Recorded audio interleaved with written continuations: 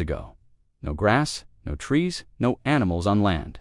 The continents themselves were barren rock, edged with tidal flats and shallow seas. Life existed only in the oceans, and even there, it was small, strange, and vulnerable. This was the Cambrian period, the dawn of complex animal life. Most creatures were tiny millimeters long, and many had no hard shells or skeletons. Worms wriggled in the sediment. Sponges filtered water. Jellyfish drifted. Even the trilobites, some of the earliest animals with hard exoskeletons, were still only a few centimeters long. It was a world without top predators. Nothing chased anything else at high speed. Nothing had the tools for large-scale hunting. If you were a trilobite, the worst you might face was being nibbled by a small, soft-bodied scavenger. But evolution was about to change the rules. The Cambrian explosion, a burst of evolutionary innovation, was giving rise to creatures with new senses, new body plans, and new ways of feeding. Out of this wave of experimentation emerged something so advanced, so alien-looking, that for millions of years it would dominate the seas.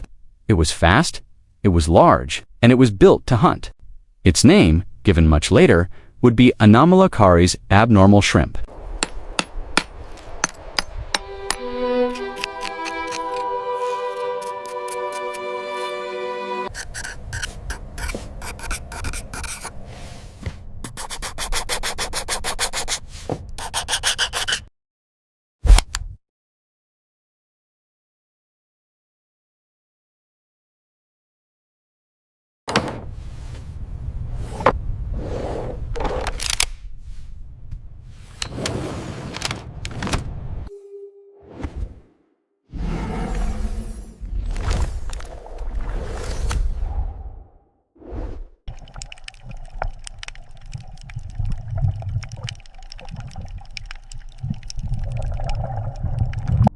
It wasn't a shrimp.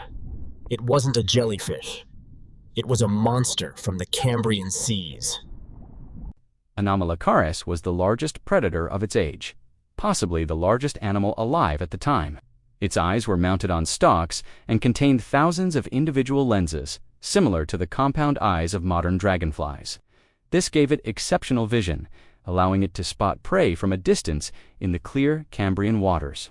In a world where many animals were still blind, this was a huge advantage. From its head extended two long jointed appendages lined with spines designed to grasp and hold prey. These arms could sweep forward, seize a target, and pull it toward the mouth. The mouth itself was one of the most distinctive features, a circular disc made up of overlapping plates, each lined with tooth-like serrations. It could open and close in a crushing motion, biting through the soft bodies of most prey and even cracking the shells of early trilobites. Its body was segmented and covered with flexible fin-like flaps along the sides, which it undulated in coordinated waves to move quickly through the water. This form of locomotion, called lateral undulation, is efficient, fast, and maneuverable, making Anomalocaris a highly effective hunter. Its tail, shaped like a fan, acted as a rudder for sudden turns, allowing it to chase down prey in short bursts. Compared to the sluggish creatures around it, Anomalocaris was a speed demon with precision steering. It didn't just drift and wait for food, it sought it out. For tens of millions of years, this combination of speed, vision, and weaponry made it an apex predator, the first of its kind in Earth's history. The Cambrian arms race Anomalocaris didn't just exist in the Cambrian seas, it transformed them. Before its arrival, most animals had little need for armor or advanced senses. But as soon as a fast, powerful predator entered the picture, the evolutionary pressure to survive skyrocketed. Trilobites, once soft-bodied, developed thicker, more complex exoskeletons. Other creatures evolved spines, burrowing behaviors, or improved mobility. Eyes became more common, appearing in groups that previously relied on touch or smell. This is known as an evolutionary arms race. Predators evolve better hunting strategies. Prey evolve better defenses, and the cycle continues. Anomalocaris was a catalyst for this process during the Cambrian explosion. Its predatory habits may have directly influenced the rise of biomineralization, the ability of animals to produce shells, scales, and other hardened structures. Over time, these defenses became widespread, setting the stage for future marine ecosystems. In other words, Without predators like Anomalocaris, the complex food webs we see in later periods, and today, might not have developed as quickly. The Cambrian seas became more dangerous, more competitive, and more diverse, all because one animal was simply too good at its job. Fall of a giant. Despite its dominance, Anomalocaris' reign didn't last forever. Toward the end of the Cambrian, several factors may have contributed to its decline. Prey animals had evolved shells too hard for its mouthparts to crush. Climate and oxygen levels in the oceans may have shifted. New predators, including early jawless fish, began to appear, competing for similar food sources. Anomalocaris left no direct descendants.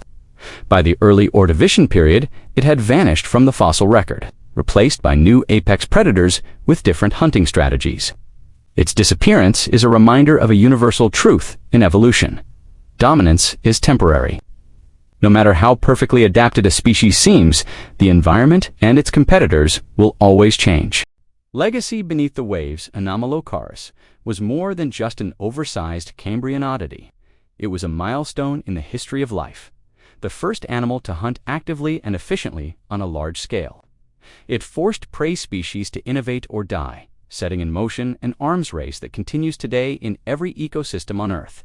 The complex predator-prey relationships we see now, sharks hunting fish, lions chasing antelope, can trace their roots to creatures like Anomalocaris. Its bizarre appearance still fascinates scientists and the public alike.